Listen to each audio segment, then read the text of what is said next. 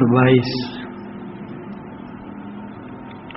अवधू छाड़ो मन विस्तारा, सो पद गहो जाहिते सदगति पार ब्रह्म सो न्यारा। नहीं महादेव नहीं मोहम्मद हरि हजरत कछ नाही, आदम ब्रह्मा नहीं तब होते नहीं धूप नहीं छाही। 80 सहस पैगंबर नाही, सहस 88 मुनि। चंद्र सूर्य तारागण नाही, मच्छ कच्छ नहीं दूनी। वेद कितेब सुमृत नहीं संयम, नहीं जीवन परिछाई। बांग निमाज कलमा नहीं होते, रामहु नाहि खुदाई। आदि अंत मन मध्य न होते, आतश पवन न पानी। 184 जीव जंतु नहीं साखे, शब्द न बानी। कहीं कबीर सुनो हो अवधू, आगे करो विचारा। पूर्ण ब्रह्म कहाँ ते प्रगटे, कृत्रिम किन उपराजा। सदगुरु कबीर इस शब्द प्रकरण के आरंभ में 12 शब्दों में संतों को संबोधित किया। उसके पश्चात उन्होंने राम रमैया राम मनुष्यों को संबोधित किया है। सामान्य मनुष्यों को। यहां से वह अवधू को संबोधित करते हैं।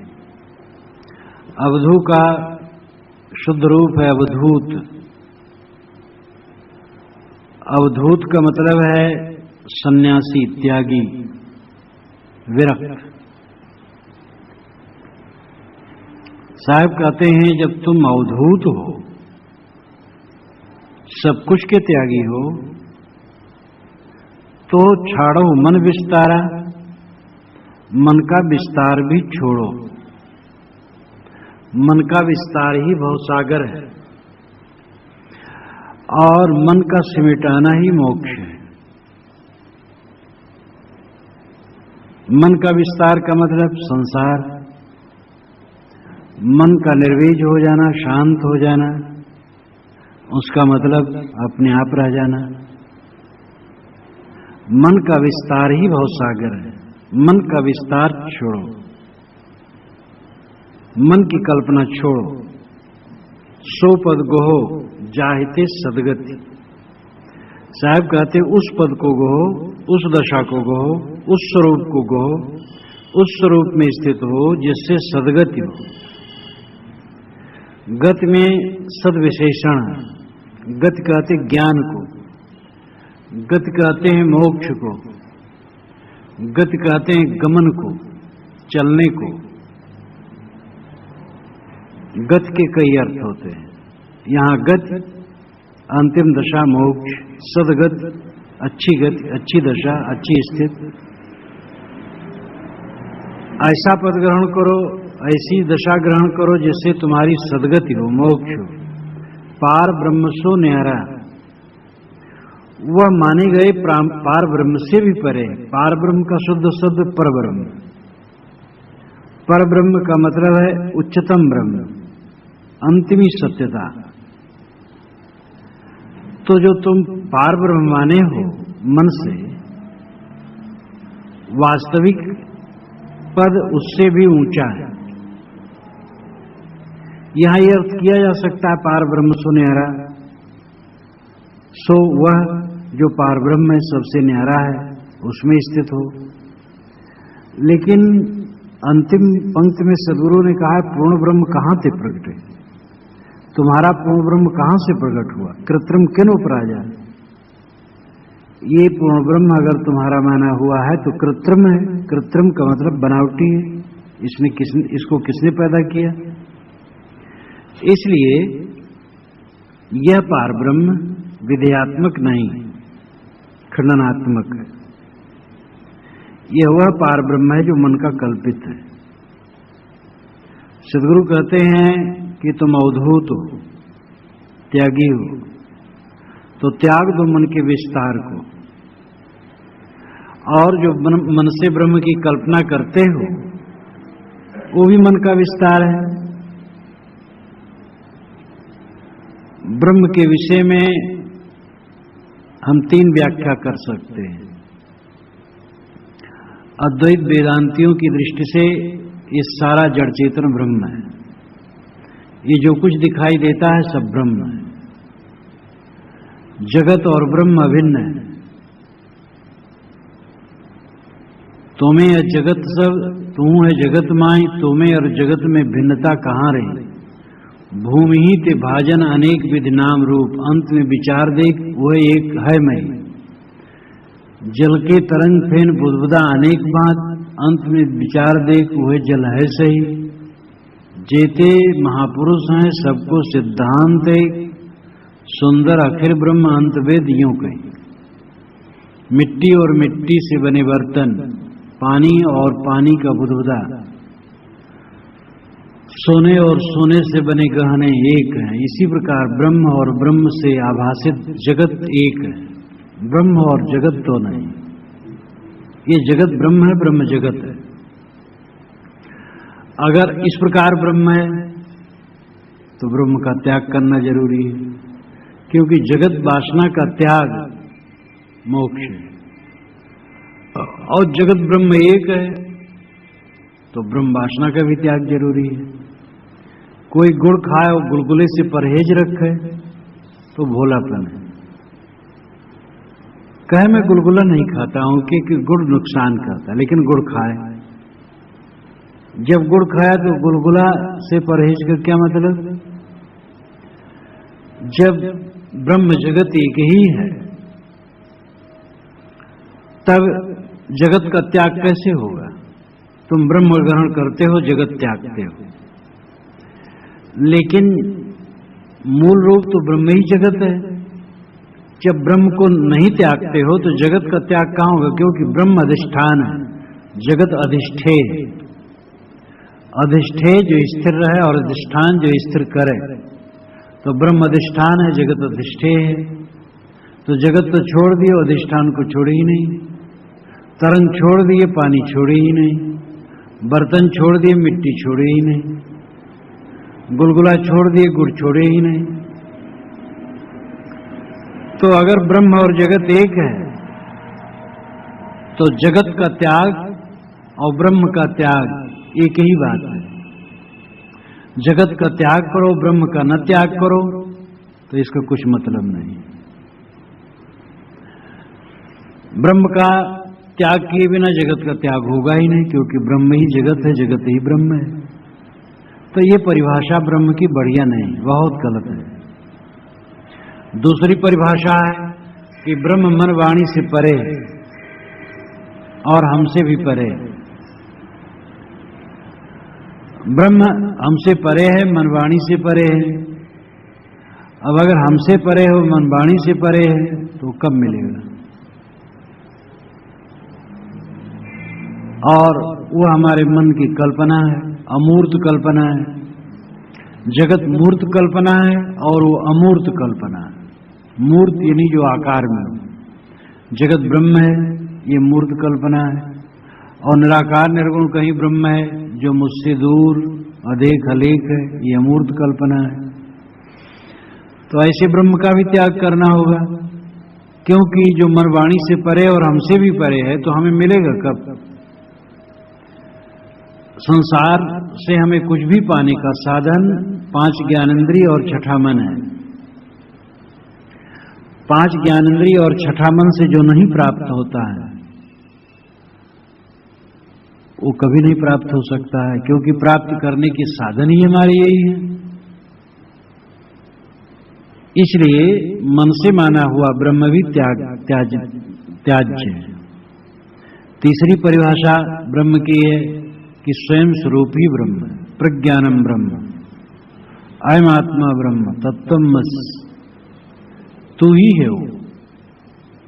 ये परिभाषा बढ़िया है। जो अपना आपा है, अपना सत्व है, मेरा होना है, यही परम सत्ता है।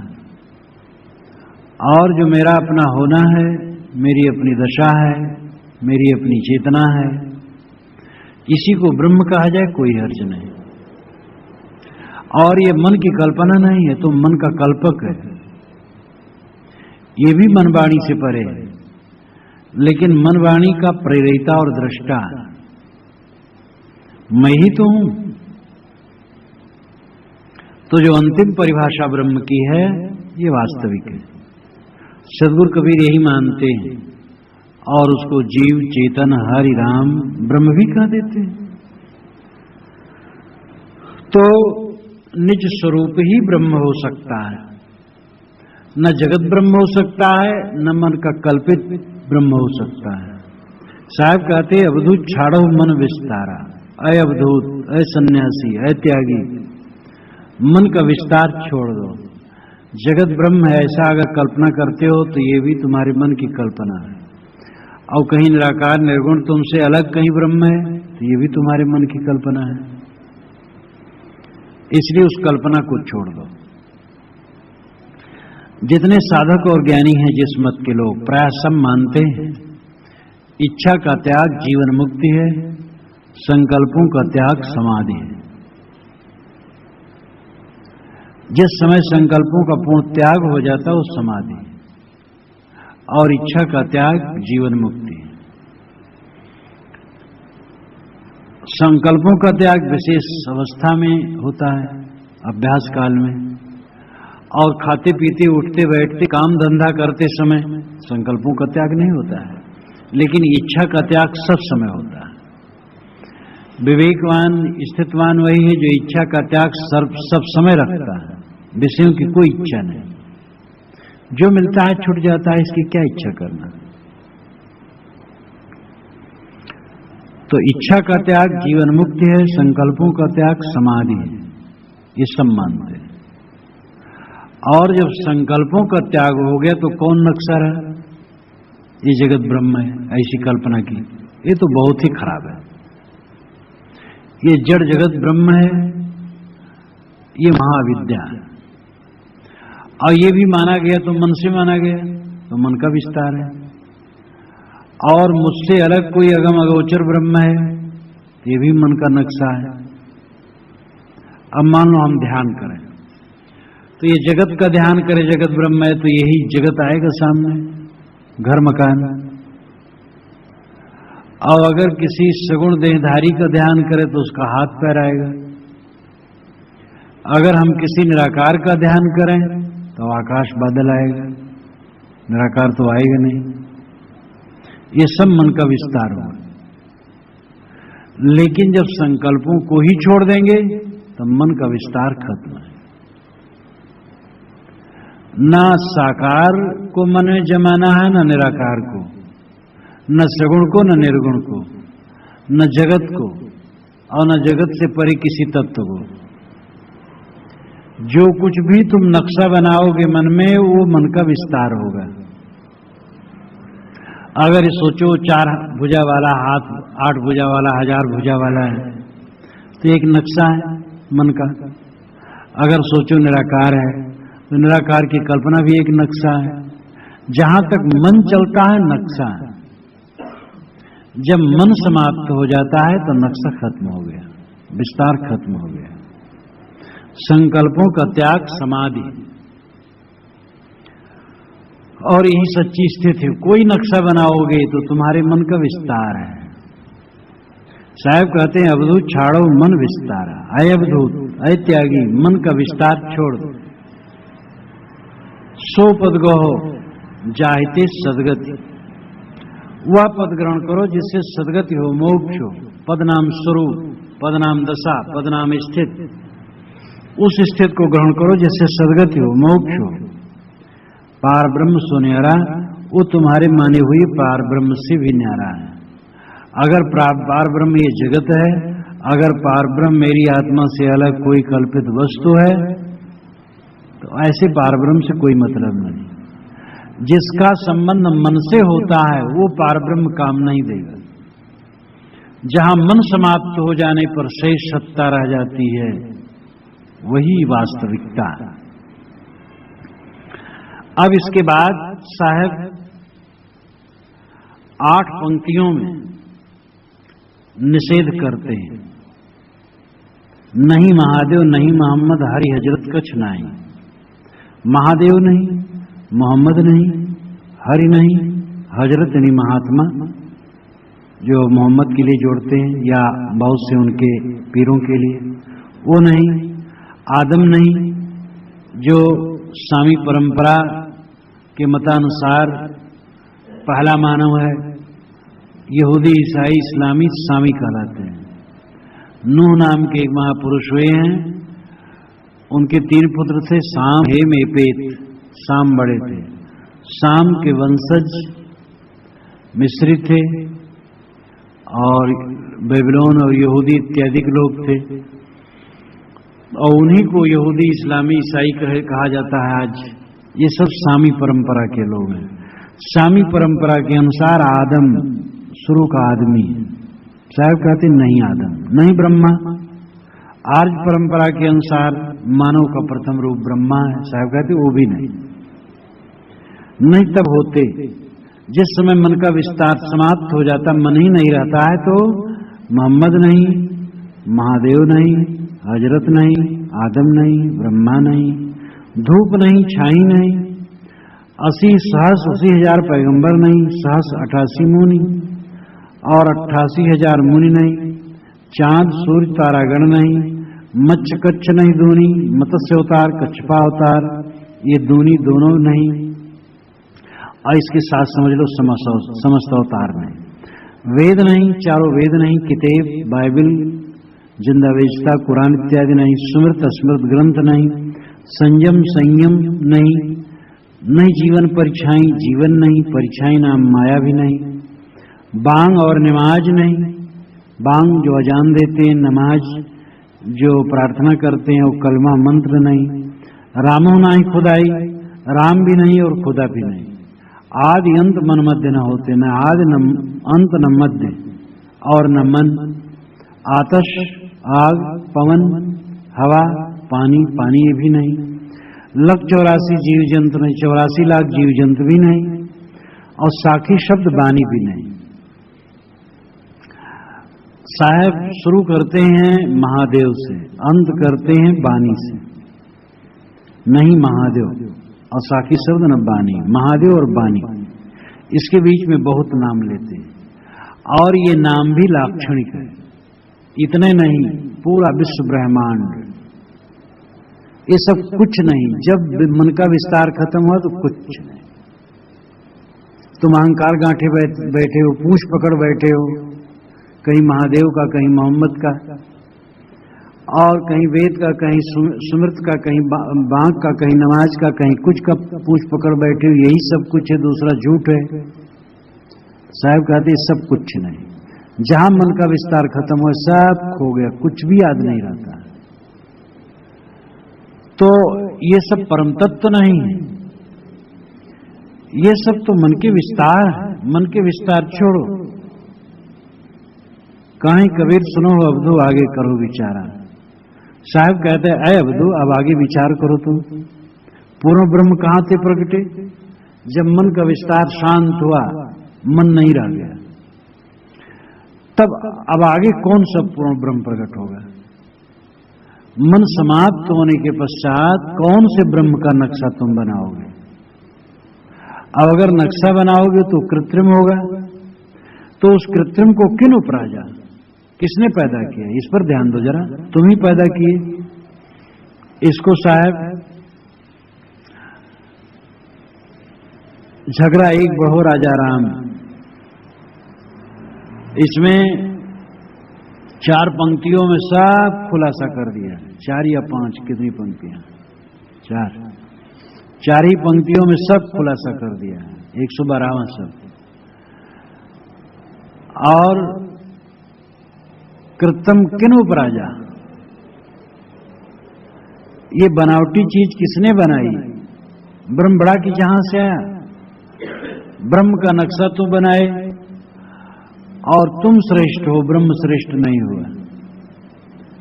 इसलिए मन के विस्तार के अंदर जो ब्रह्म है वो काल्पनिक है, अब थोड़ा और विचार कर लें दूसरे ढंग से भी। जितने भी स्वामी या आर्य परंपरा के सभी लोग ये मानते हैं, ईश्वरवादी, कि जगत पहले नहीं था, ये बना है।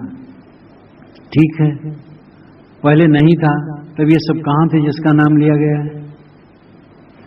जगत एक सिरे से बने या बनता बिगड़ता रहा है? इतना तो पक्का है कि जितना नाम लिया गया है सब ऐसे नहीं थे। जगत अनादि है और जगत के नए सिरे से बनता नहीं। जड़ चेतन दोनों नित्य हैं, उनके गुणधर्म नित्य हैं, उनके गुणधर्मों से जगत नित्य है। लेकिन जो कुछ भी निर्मित है वो परिवर्तित है।